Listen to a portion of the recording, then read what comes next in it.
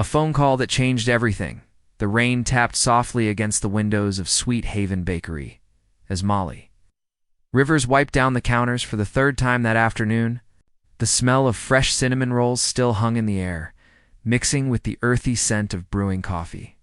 She had just finished arranging tomorrow's orders when her phone buzzed on the counter. "Please tell me you're calling with good news," Molly answered, recognizing her best friend Rachel's number. "Define good." Rachel's voice came through, slightly breathless. "I need the biggest favor. Like emergency-level favor." Molly felt her stomach tighten. Rachel only used that tone when she was about to ask for something outrageous. "What kind of emergency are we talking about? Remember that blind date I mentioned? The one with the investment guy? Well, something came up with the restaurant opening in Seattle, and I have to be there tonight. But this man is really important for the business connection, and I cannot cancel on him." "Rachel, no," Molly said firmly, already knowing where this conversation was heading. "I'm not going on a date pretending to be you. That's ridiculous. Wouldn't be pretending to be me. Just go, have dinner, be yourself. He's never met me, so there's no deception. Just one evening, Molly, please. You know, I wouldn't ask if it wasn't important." Molly looked around her small bakery. The vintage signs she had collected over the years, the mismatched chairs she had painted herself, the chalkboard menu written in her own handwriting. This place was her dream, built from nothing but determination and countless sleepless nights. She didn't have time for fancy dinners with strangers. "I have early orders tomorrow," she tried. "The reservation is at 7. You'll be home by 9. Come on, Mole. Remember when I helped you negotiate with that supplier last year? Or when I stayed up all night helping you perfect that wedding cake recipe?" Molly sighed. Rachel had been there during the hardest times, when the bakery almost failed, when Molly's father got sick, when everything seemed to be falling apart. One dinner was a small price to pay for years of friendship. "Fine. But you owe me an entire week of free marketing advice." "Deal." "The restaurant is called Meridian. 7 o'clock. His name is Harrison Blake. And Molly, wear something nice. Not the flower-covered apron." After hanging up, Molly stared at her reflection in the bakery window. Her auburn hair was pulled back in a messy bun. Her favorite sweater had a small stain from this morning's chocolate glaze. She had exactly 3 hours to transform from baker to dinner date. The man in the charcoal suit Meridian restaurant glowed like a jewel box in downtown Portland. Molly stood outside for a moment, smoothing down her simple navy dress. It was the nicest thing she owned, bought 2 years ago for her cousin's wedding. Through the glass doors, she could see crystal chandeliers and tables dressed in white linen. Taking a deep breath, she walked inside. The hostess smiled professionally and led her through the dining room to a table by the window. Rain streaked down the glass, blurring the city lights into watercolor paintings. "Your guest hasn't arrived yet," the hostess said. "Would you like to wait or order a drink?" "I'll wait, thank you." Molly sat down, her fingers fidgeting with the napkin. What was she supposed to say? How did people even do blind dates? Her last relationship had ended 3 years ago. And since then, her life had been flour, sugar, and early morning baking sessions. The restaurant door opened, and Molly looked up. Harrison Blake walked in like he owned not just the room but possibly the entire building. He was tall, probably in his mid-30s, with dark hair that fell just slightly across his forehead. His charcoal suit fit perfectly, the kind of tailoring that whispered money rather than shouted it. But it was his eyes that caught her attention. They were a deep gray, observant, and careful. Like someone who had learned to measure every situation before stepping into it. He spotted her and approached with measured steps. "Rachel." Molly stood, her heart hammering. "Actually, there's something I need to tell you right away. I'm not Rachel. My name is Molly." Harrison paused, one hand still on the back of his chair. For a moment, his expression was completely unreadable. Then, surprisingly, the corner of his mouth lifted just slightly. "Well," he said, his voice deep and even, "that's refreshingly honest. Rachel had an emergency in Seattle. She asked me to come in her place, but I didn't want to pretend to be someone I'm not. If you want to leave, I completely understand." Harrison studied her for a long moment, then pulled out her chair. "I appreciate honesty more than most things. Please, sit." They both sat down, and an awkward silence filled the space between them. The waiter appeared, recited a list of specials that Molly barely heard, and disappeared with their drink orders. "So," Harrison said finally, "since we're being honest, why did you agree to this?" Molly felt her cheeks warm. "Rachel helped me a lot when I was starting my business. I owed her." "What kind of business?" "I own a bakery. Sweet Haven, over in the Pearl District. Small place, 2 ovens, 1 very temperamental mixer, and a dream that refuses to die, no matter how hard the bills try to kill it." For the first time, Harrison's carefully controlled expression shifted into something almost like a smile. "That sounds like passion talking, or stubbornness," Molly replied. "My accountant says they're the same thing." The waiter returned with wine for Harrison and sparkling water for Molly. She had never developed a taste for alcohol, preferring to keep her senses sharp for early morning baking sessions. "What about you?" Molly asked, trying to steer the conversation away from herself. "What does an investment executive do all day?" "Make decisions that affect companies and people I'll never meet," Harrison said, his tone neutral. "Analyze risk. Try to predict futures that don't exist yet." "That sounds lonely." The words came out before Molly could stop them. She bit her lip, expecting Harrison to be offended, but instead, he looked at her with genuine surprise. "That's an interesting observation," he said slowly. "Most people say it sounds powerful." "Power and loneliness aren't opposites," Molly said softly. "Sometimes they're the same thing." When walls began to crack, dinner arrived, though Molly barely remembered ordering. The food was beautiful, arranged like art on white plates. But she found herself more interested in the conversation than the meal. Harrison asked about her bakery, and she found herself telling him things she rarely shared. How she had learned to bake from her grandmother, who believed that every recipe carried a story. How she had worked 3 jobs to save enough money for the down payment on her shop. How some mornings, when the ovens were warm and the first batch of bread was rising, she felt like the luckiest person in the world. "What about the hard days?" Harrison asked. "Those days," Molly said, tracing the rim of her water glass, "I remind myself why I started. I think about the woman who cried when she tasted my lemon cake because it reminded her of her mother. Or the little boy who comes in every Saturday for a chocolate chip cookie and saves half of it for his sister. Food isn't just food. It's memory, comfort, love." Harrison was quiet for a moment, his gray eyes thoughtful. "You see the world differently than most people I know? Is that a compliment or an observation?" "Both, I think." The conversation shifted, and Molly found herself asking about his work. Harrison spoke carefully, choosing his words like someone accustomed to being misunderstood or misquoted. He talked about markets and investments, but beneath the business language, Molly heard something else. A man who had built walls so high that even he had forgotten what they were protecting. "Can I ask you something personal?" Molly ventured. Harrison raised an eyebrow. "You can ask." "I may not answer." "Fair enough. Do you ever get tired of being so careful?" The question hung in the air between them. Harrison set down his fork, his expression unreadable. "Every single day," he said finally. "But being careful keeps you from getting hurt. It also keeps you from being happy. You sound very certain about that." "I'm not certain about anything," Molly admitted. "But I think happiness requires risk, like baking. Sometimes you have to trust the process even when you can't see the outcome." Harrison studied her, and for the first time that evening, something in his careful facade cracked just slightly. "You're not what I expected. Is that good or bad?" "I haven't decided yet." With the faintest hint of warmth in his voice, made Molly think that maybe, just maybe, it was good, the end of an unexpected beginning when dinner ended. Harrison walked Molly to the restaurant entrance. The rain had stopped, leaving the streets wet and shimmering under the streetlights. "Thank you for staying," Harrison said. "This evening was far more interesting than I anticipated. Thank you for not leaving when you found out I wasn't who you expected." "Actually," Harrison said, his voice dropping lower, "I think you might be exactly who I needed to meet." Molly felt her breath catch. Before she could respond, Harrison continued, "Would you mind if I visited your bakery sometime? I'd like to try these creations you're so passionate about." "Really? You don't strike me as someone who eats a lot of pastries." "I don't," he admitted.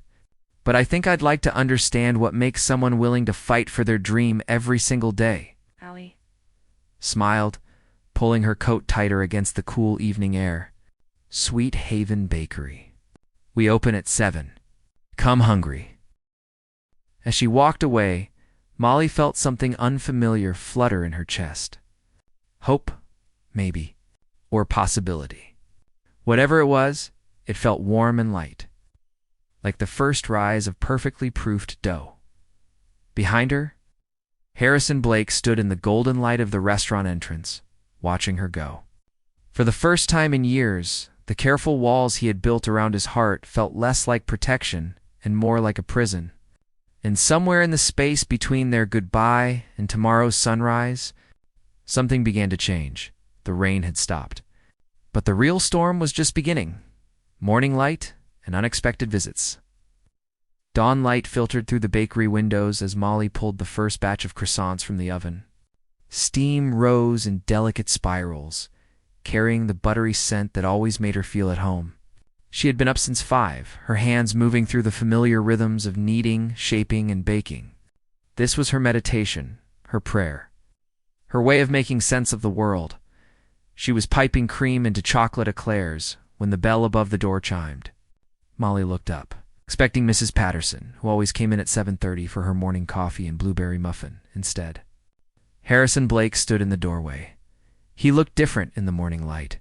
Less formal in dark jeans and a simple gray sweater, his hair slightly mussed as if he had been running his fingers through it. But his eyes held the same careful observation, taking in every detail of her small bakery. "You actually came," Molly said. Surprised to find herself smiling? I said I would. Harrison stepped inside, and Molly noticed he moved carefully, as if afraid of disrupting something fragile. "I'm a man of my word." Most people say that. Few actually mean it. Which category do I fall into? Molly studied him, wiping her hands on her apron. "I'm still deciding." Harrison's lips curved into something that might have been a smile. He looked around the bakery, taking in the mismatched vintage tables. The chalkboard menu written in Molly's flowing script, the photographs of customers pinned to a corkboard by the register. Each picture told a story of birthdays celebrated, anniversaries marked, small joys honored with cake and cookies. "This place feels alive," Harrison said quietly, "like it has a heartbeat." "That's the kindest thing anyone has ever said about my bakery." "Wait."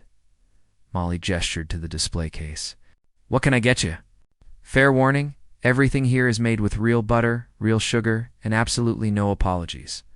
"What do you recommend?" "For someone who doesn't eat sweets, that's a challenge." Molly tapped her chin thoughtfully. "Try the almond croissant.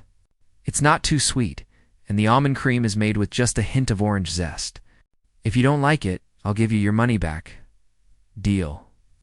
Molly prepared a croissant and a cup of black coffee, noticing how Harrison's eyes followed her movements. There was an intensity to his attention that might have been uncomfortable if it didn't feel so genuinely curious. He took a bite of the croissant, and Molly found herself holding her breath.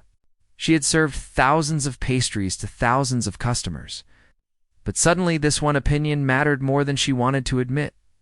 Harrison chewed slowly, his expression thoughtful. Then he looked at her with something like wonder in his gray eyes. "This is remarkable. Remarkable good or remarkable bad?" "Remarkable in that I suddenly understand why you fight so hard for this place." The regular visitor after that morning, Harrison became a fixture at Sweet Haven Bakery. He came 3 or 4 times a week, always ordering the same black coffee and trying whatever Molly recommended. Sometimes he brought his laptop and worked quietly at the corner table by the window.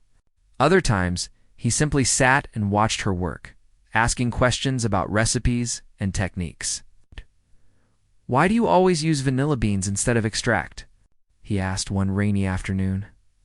"Because extract is convenient, but vanilla beans are honest," Molly replied, splitting a dark pod to reveal the tiny seeds inside. "You can taste the difference. Real ingredients tell the truth." Talking about food like it has a soul, doesn't it? Everything we eat was once alive, growing under the sun, reaching toward light.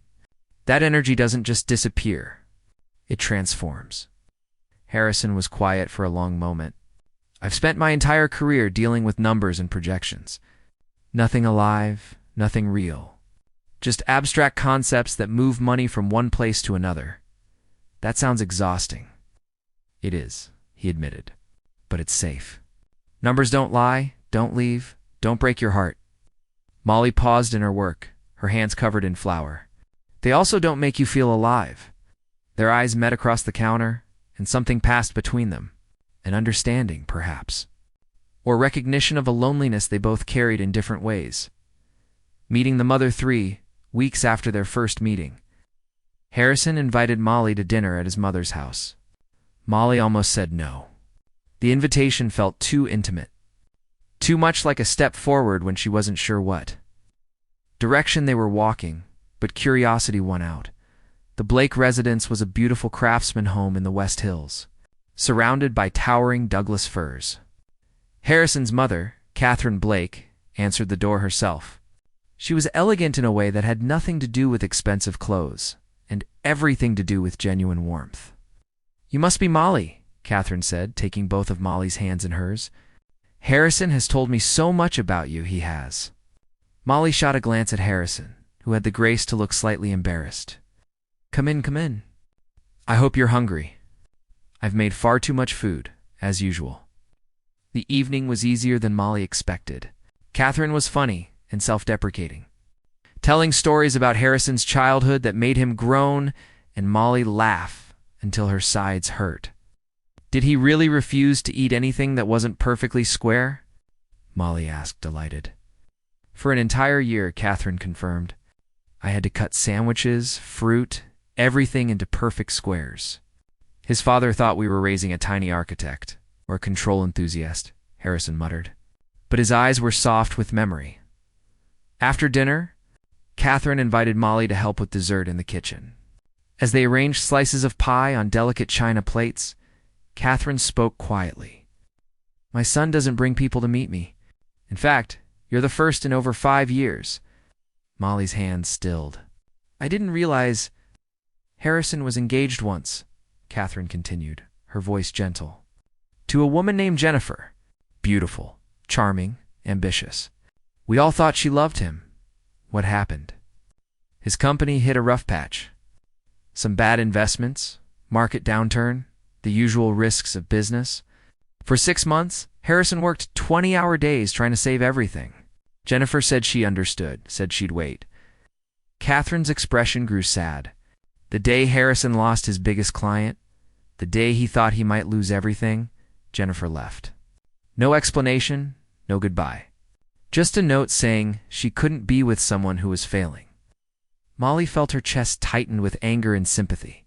That's horrible. It broke something in him, Catherine said softly. He rebuilt the company, became more successful than ever. But he never rebuilt the part of himself that trusted people. Until you. Mrs. Blake, I don't think I'm doing anything special. It's exactly why it's working, dear. You're not trying to fix him or change him. You're just being yourself. Sometimes that's the most healing thing in the world. The distance grows, but understanding Harrison's past didn't make the present easier. As weeks turned into months, Molly found herself caught between hope and frustration. Harrison kept coming to the bakery, kept showing up in her life, but always maintained a careful distance. He never touched her beyond a polite hand on her back, never suggested anything more than coffee and conversation, never said anything that might reveal what he truly felt. One evening, after closing the bakery, Molly found Harrison waiting outside. The autumn air was crisp, carrying the scent of falling leaves and distant rain. I wanted to thank you, Harrison said without preamble. For what? For these past few months? For letting me exist in your space without demanding anything. Something in his tone made Molly's heart sink. This sounded like a goodbye. You're welcome, she said carefully. But Harrison, I need to ask you something, and I need you to be honest.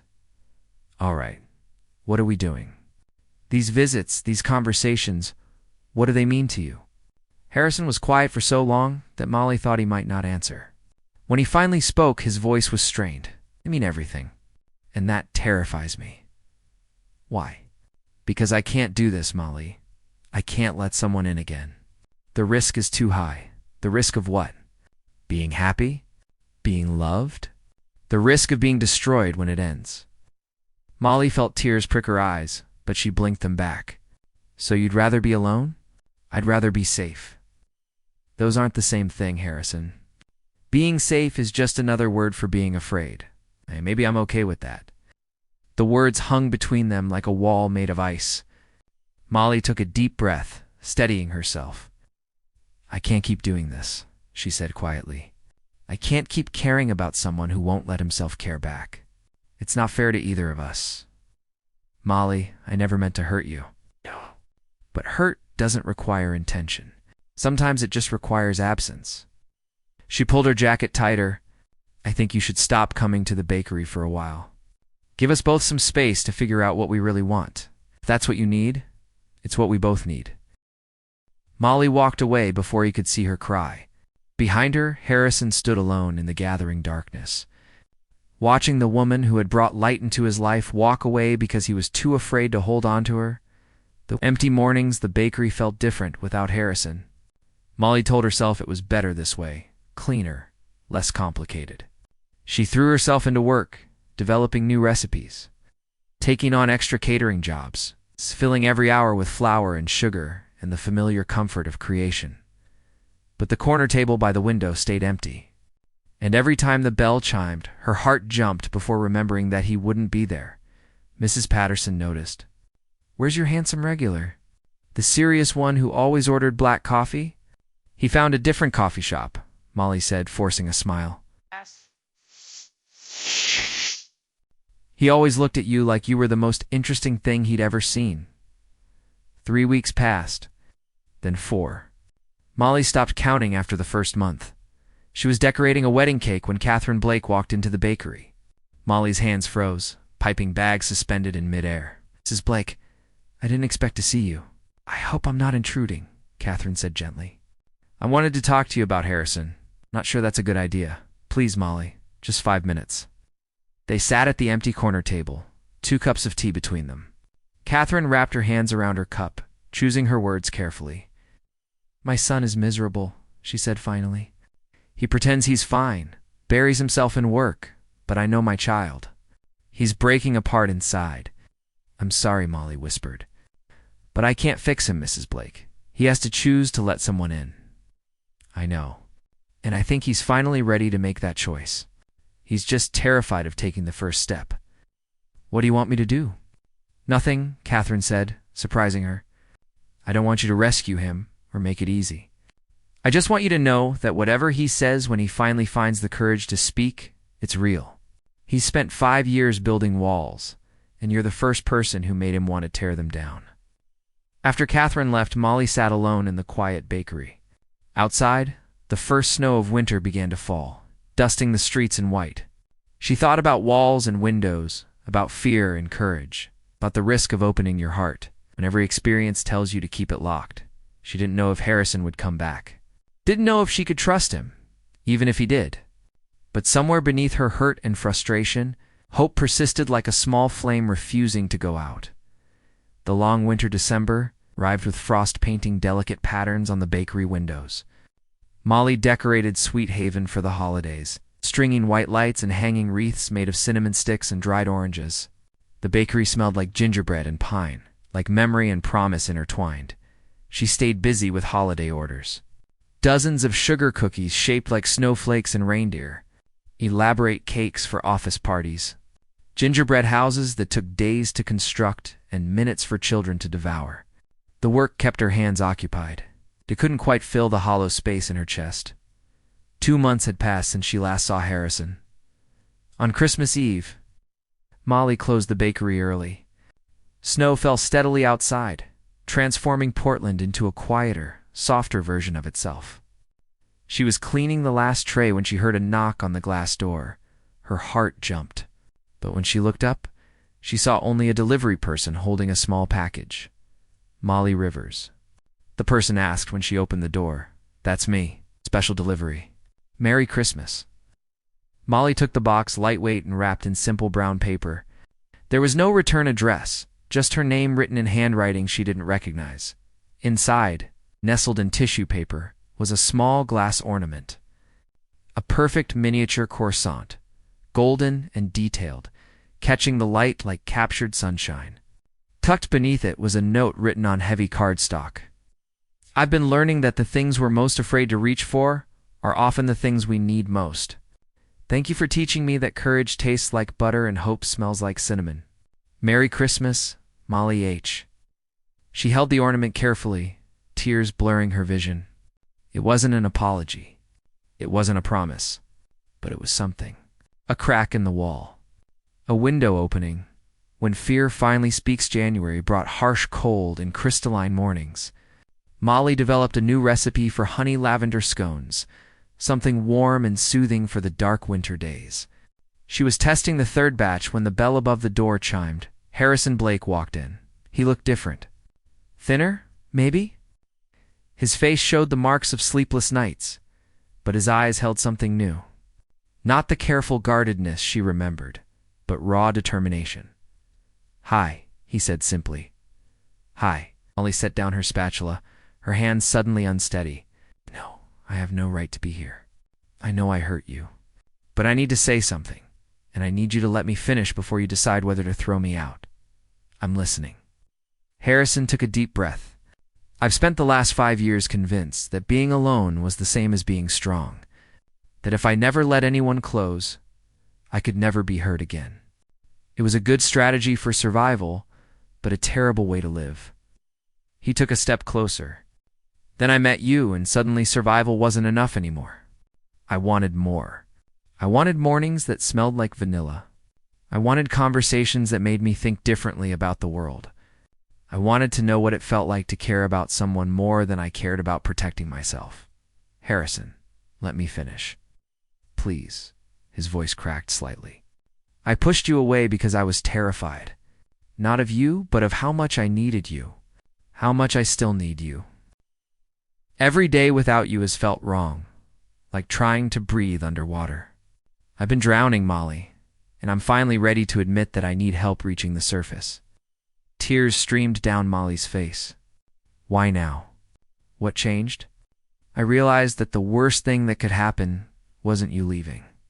It was me pushing you away and spending the rest of my life wondering what we could have been. He closed the distance between them. I'm not asking you to fix me or save me. I'm just asking for a chance. A real chance to be the man you deserve. I never asked you to be anyone but yourself, Molly said softly. I know. That's what scared me most. You saw all my broken pieces and didn't run away. Because broken isn't the same as worthless. Sometimes broken things just need patient hands and time to heal. Harrison reached out slowly, giving her time to pull away. When she didn't, he cupped her face gently, his thumbs brushing away her tears. I love you, Molly Rivers. I think I've loved you since the moment you told me you weren't who I expected to meet. You're braver than anyone I know, and I want to learn how to be brave too. Loving someone is brave, Molly whispered. It's the bravest thing we do. Then teach me. Teach me how to love without fear. How to trust without guarantees. How to live like every day is worth the risk. Molly rose on her toes and kissed him. It was gentle at first, tentative, like the first warm day after a long winter. Then Harrison's arms wrapped around her, pulling her close, and the kiss deepened into something that tasted like promise and forgiveness and new beginnings. When they finally pulled apart, both were breathing hard, foreheads resting together. I have one condition, Molly said. Anything. No more running. When things get hard, when you're scared, we talk about it. We face it together. Together, Harrison repeated, as if testing the word. I like the sound of that. The sweetest recipe spring arrived with cherry blossoms and longer days. Harrison kept his promise. When doubt crept in, when old fears whispered that this was too good to last, he talked instead of retreating. They learned each other slowly, carefully, building trust one honest conversation at a time. He started spending mornings at the bakery before work, helping Molly prep ingredients. His knife skills were terrible, and he once confused salt for sugar in a batch of cookies, but Molly loved watching him try. Loved the way he approached baking with the same intensity he brought to everything, determined to understand not just the how, but the why. "Why does the butter need to be cold for pie crust?" he asked one Saturday morning. "'Cause cold butter creates layers as it melts in the oven. The layers make it flaky instead of tough." So the secret to tenderness is staying cold? In pie crust, yes. In life, absolutely not. Molly dusted flour across his nose. In life, the secret to tenderness is staying warm, even when the world tries to freeze you. Harrison pulled her close, flour dusting them both. "You make everything sound like poetry. You make everything feel like home." Catherine Blake came to the bakery regularly now, often bringing friends who became new customers. She and Molly spent afternoons testing recipes, trading stories, building the kind of friendship that felt like family. "I'm so grateful Harrison found you," Catherine said one day. "Or rather, that you found him when he was too stubborn to look for happiness." "We found each other," Molly corrected gently. "That's how the best stories work." 6 months after their reconciliation, Harrison proposed. Not with a grand gesture or public display, but with a simple question asked in the bakery kitchen at dawn. "Will you let me spend every morning of my life watching you create magic?" he asked, holding out a ring with a stone that caught the early light like a drop of honey. "Only if you promise to keep trying to bake. Even though you're terrible at it, deal." They were married the following autumn in the garden behind Catherine's house, surrounded by friends and family, and the scent of vanilla cake baking in Molly's commercial oven. The reception was held at Sweet Haven Bakery, transformed with white lights and flowers, filled with people who had watched their love story unfold one pastry at a time for their first dance.